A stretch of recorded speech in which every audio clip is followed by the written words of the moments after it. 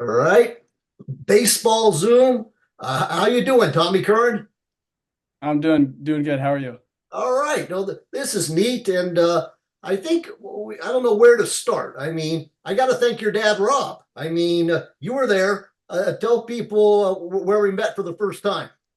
It was at Christ the King for a Knights of Columbus meeting, and they had a little taco. Wasn't exactly a taco truck, but a little taco stand. And my dad introduced us to each other, and obviously I knew the name DLS 151, and I've seen the Instagram posts, all the Zooms, all of these, and then we connected from there. And then you came to a few games, and we decided to get on a Zoom together. Right. No, and it happened that night. You were there in your uniform. I think it was after the playoff game against Liberty. And then Yep. your dad and I talked after the meeting saying that on Friday, you got to come, Brian. I think Tommy's going to be a factor. And tell Yes. people what happened on that Friday against Heritage. So we played Heritage on a Friday. It was the day of the baccalaureate mass for all the seniors. And in the first inning, our starter got into some trouble, and I came in with the bases loaded, one out, and ended up closing out that inning without letting another run score. And then got the offense ready to go at it, got them some momentum, and then they did it from there. Right. No, how did your dad like a Nostradamus? Can he see the future? Has he done this before, or just the first time he could predict things? Um, I guess a little bit we kind of know who's planning to pitch each game, but that was just kind of a lucky call on his part. Kind of just, I guess, predicted in the future, but maybe it's just the father's intuition. Right. And that's also the current name. This is, I mean, that's your dad, Rob. I've known your uncle Dennis, I think, since like the fifth grade. I mean, and that's I mentioned the current legacy of all the Currans that have played at De La Salle. Yeah, no. So I think it all started with my uncle Mike, who I think he was probably the class of 1987, somewhere around there, or maybe a little later before that. And then my other dad's older brother, Dennis, and then my dad, and then my cousin Michael Curran, who was Mike's son. He graduated in 17. And then I had a cousin Pat who went there for a few years, and then my older brother John graduated in 2021. Now I just graduated in 24, and then I have a little brother who's a sophomore right now. Right. No, so there's more currents coming. Yeah, condolences, your late Uncle Mike. I mean, that was a few years ago. But no, but his son, Michael, I Yes. remember him. Did you ever go and watch Michael play? Oh Your yes. cousin? No. Your cousin? Okay. No, your cousin could play. I mean, and I'm trying to think here. It was 2016.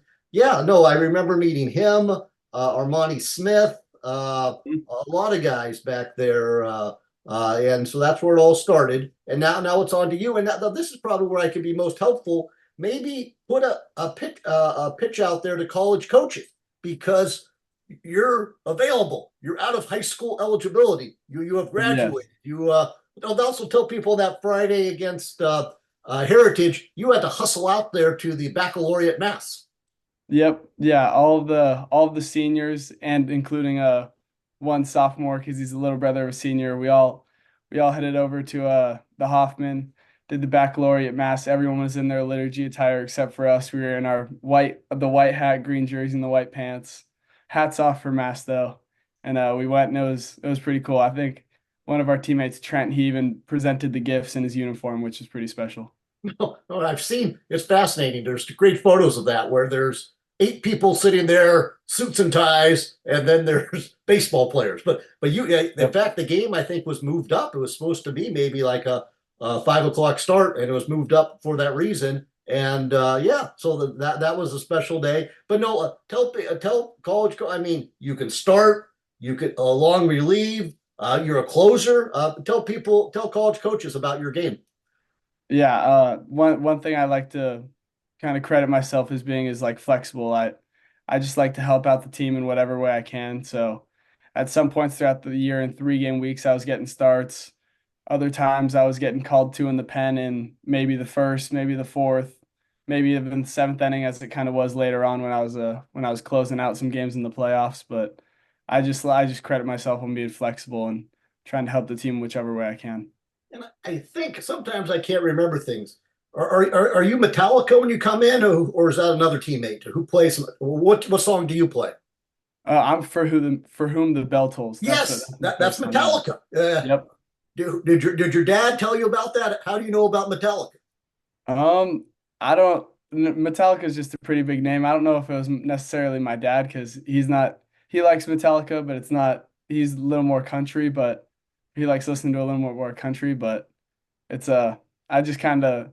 I heard it from. I think my little brother might have shown it to me, and I liked it, and it got me fired up, and I was like, this is what I want to hear when I'm coming into a pressure situation. So Yes, no, and I say I recognize that because I'm old, and it's made me happy to hear and hear some history. Metallica, they were like the dropouts and the degenerates, like in the 1980s, and mhm. now they sell out like Pac Bell Park where the Giants play. They're like the only band from the 1980s that's still around, and so that's the longevity of Metallica and San Francisco. Did you know that?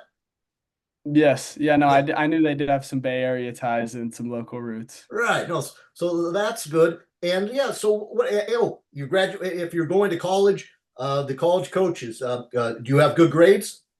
Yes. Yeah, no, I have a my GPA, I think it's a 3.85 cumulative. So that's one of my kind of bargaining points to these colleges. I like to say that I think my grades can get me into a lot of these schools by themselves. And then my athletic side can come on the side and just benefit the team. So Right. And you could raise the whole GPA for a team if they're like academically ineligible. I'm joking, but I meant if yeah. no, seriously, it's in high school and in college. It's not easy. I mean, I'll tell people how many hours you put in with baseball, and then we'll talk about the academics at De La Salle. There's tough classes, so yeah. First, handle the baseball. How because there's Saturdays. Tell people how much Yep. you practice there. Yeah, so I would say baseball we work completely year round. A lot in the off season, it's a lot of like lifting weights. That's throughout the Del Sal program. And then all of us individually, some of us play on the same teams, but we all play summer ball and fall ball. But in season, it's probably anywhere from a 2 to 3.5 hour practice on weekdays. And then on weekends, it's usually a 3, 4, sometimes maybe it gets up to 5 hour practices because we carry a big roster. So we do like inter squad games on weekends when we don't have on like a Saturday when we don't have a game. And so that's kind of just what prepares us for all of this. It's just all the work we put in throughout the whole entire year with these long baseball days. It just gets us ready for the moments to where when the pressure gets high and you can't think as well, it's kind of just kicks into instincts and you just go off what you know. Right. That's the baseball. And then tell people about the academics at De La Salle. What classes did you take this year? So this year, my favorite class was fundamentals of basketball, but I actually took a few others. I took Coach Jeans's AP Physics. That one was for sure a grind. It takes time to like master the skills taught and be able to perform on the tests and the quizzes. I took pre-calculus with Mr. Boyle, economics with Mr. Forden. The teachers do a good job of helping you out and making sure you can stay on all the work and get help if you need it. But you definitely do have to put in a lot of time to stay up as a student athlete. Right. What 3.85? Yes, 3.85. Okay. No, that's impressive. And then what about yeah, I mentioned Forden, I know. He's a Mhm. football coach. Yes. Yeah, but see, people don't know this. That's just what he does part-time, full-time. Yep, exactly. What's he teaching at De La Salle? I took economics with him. I think he also teaches some history classes for the younger students, but I actually found that was one of my favorite classes this year and I really enjoyed him as a teacher. So, The economics. yes. Yeah, no, I need to learn economics. I'm not a very good businessman, so yeah, that'd be a good class. And then I'm trying to think uh, uh, uh, if you're looking at like, oh, that's what I was going to mention. Well, what college coaches have been in contact with you? I've talked to a few schools in the WCC, such as University of San Diego or Santa Clara, a little bit Pepperdine, but with the new transfer portal, guys are leaving schools left and right. So honestly, anything could be an option at this point. It's just whatever presents itself. I'm excited to see where it goes. Right, it could come in late. That's exactly it. Things are changing almost daily. Well, when does the transfer portal end? or do you not know? I mean, when's the last time somebody can transfer out? So I don't know the exact dates, but I know it opened a few days ago, and I think players have around a month to go and decide where they're going to be. I know there's a few former Spartans actually in the transfer portal right now. Cameron Barger, who was coming out of UC Riverside, and Donovan Chris at UCSD. They're both in the portal, and it's just kind of crazy. I think I saw today that around 4,000 players are in the portal right now, which Yeah. is enough for like 140 man rosters. So. Right. It's kind of crazy. That show, see, you're very intelligent. This portal's good and bad. Yep. Just because you get in the portal doesn't mean there's a place for you to end up. But no, you've done everything you need to do. Your body of work there at De La Salle, your grades. Where are you playing this summer?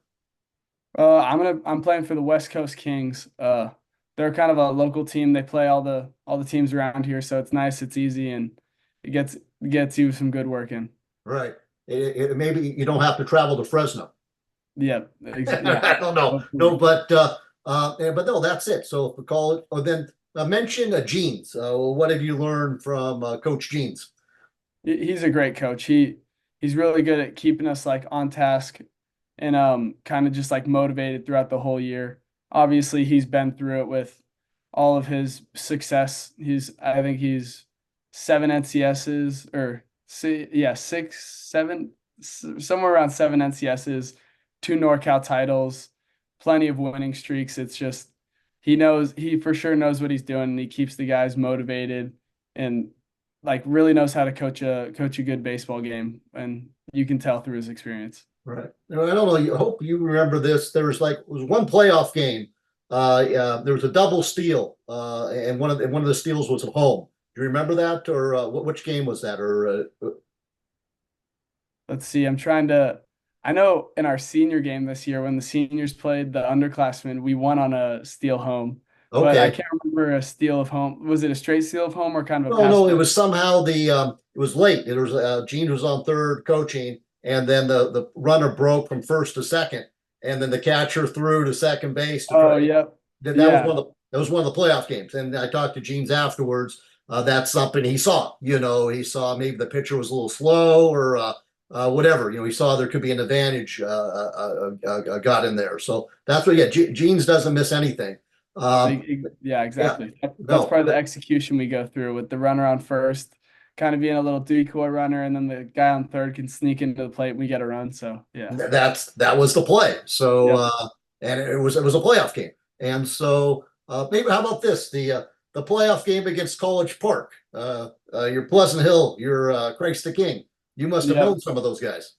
Oh yeah, no, I think I took a photo with five or six guys after the game. It was me and Ethan Sullivan in the De La Salle uniforms. We couldn't find Michael Diaz for the photo, who was also on the team, but then from College Park, it was James Voorhees, Connor Berkowitz, Jack Lowry, just a bunch of guys that we all grew up playing Pleasant Hill Hawks together. And we've still played the Diablo Valley Oaks throughout these years, but it was cool kind of like seeing them in a real competitive game. Super cool atmosphere. I think that's the most packed I've ever seen De La Salle, that College Park game. But it was super cool to play against all of my kind of hometown friends and all my teammates from when I was younger. Right. No, that was there was yeah, I agree with that. That was a big crowd. And then what about this? See, it was like a saga. It was like Indiana Jones or Star Wars. And I only was at the first part. Tell people about that. It was Granada. It went on for 2 days. Oh, And yes, no, I saw just your dad afterwards. I was freezing. I was literally my teeth were chattering. I was wearing short sleeves when I got in my car. I said to somebody, "Do I bring a jacket?" And they said yes. And thank God they did because I had a little flimsy jacket. But no, that's something I'll always remember. A game that would not end. yeah, no, that was truly incredible. Just a straight up pitchers duel, 14 innings, technically two high school baseball games, even though it was one. Our starter RJ went eight no-hit innings, which is absolutely unheard of. You know, it's just remarkable to throw a no-hitter for 7 innings. Meanwhile, this he went eight, especially with the pressure of knowing you can't give up a single run. All of that was truly incredible. It was like a dogfight the whole time.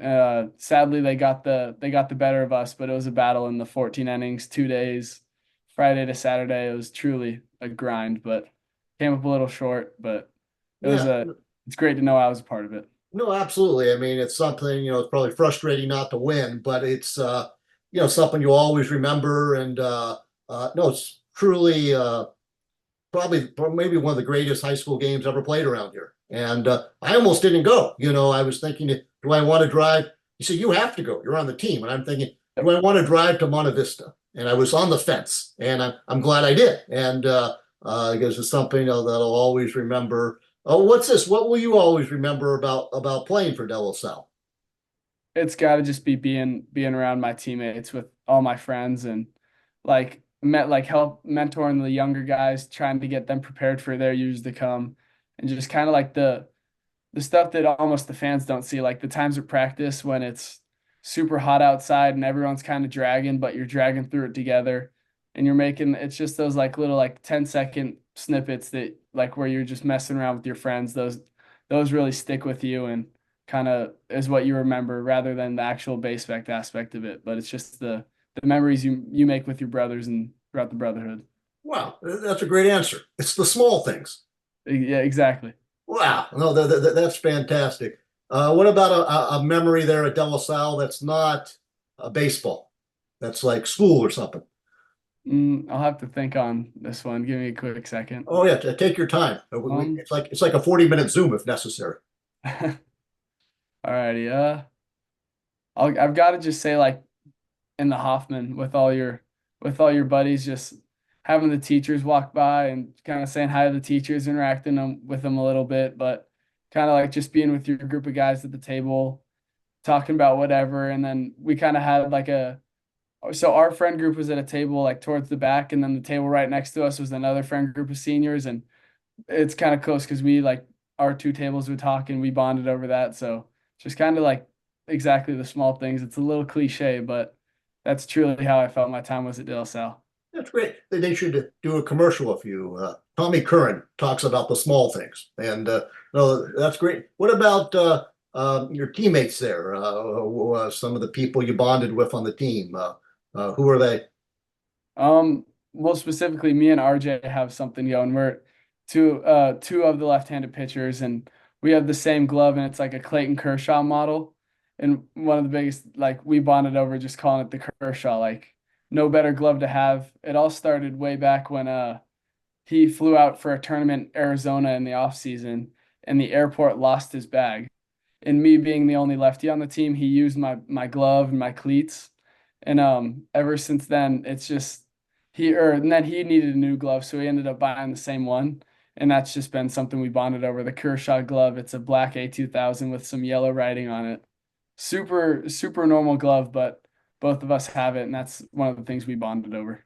That's great. No, I did a Zoom with RJ, and then I talked Mm. to him after that half whatever the part one of that Monte Vista game. They eight no-hit innings, but I give that Granada. I think for Granada guy, did he do 7 no-hit innings? Uh, he was definitely 5 or 6. I don't know about Right. 7, but yeah, both pitchers had no hitters, I think, going into the sixth inning. Yeah. And then finally, the first hit was a drag bunt by Joe, Yeah, which, that's what I was going to say. The yep, Granada no-hitter was broken up by a drag bunt. yes, yeah. No. And then what about this? I'm trying to think of what else to talk about here. If I was going to talk to someone else on the team, who should I talk to? I would probably say the man himself who laid down the drag bunt, Joe. And we recently just signed to play baseball at St. Mary's. And he was like one of our leaders on the team. He was our leadoff hitter. He was a very strong like player for us all year long. Absolutely. Okay. So that'll be Joe McGee can be next.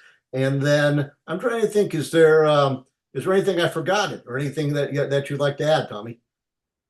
No, I think we about covered it all. Yeah, we did very good, and people don't have to know we're like geniuses with like light. There was a light above you that was Yep. causing trouble, so I said open the back window. But people don't know have to know we only probably have about another 10 or 15 minutes of daytime. So Yes, it's time to wrap up, and I'll wrap up the Zoom. This could not have gone any better. It all started with Knights of Columbus and tacos, and exactly. shout out to your dad Rob, all the Currans, Hang on for a moment. I'll stop the Zoom and talk to you for a moment afterwards. But this is fantastic.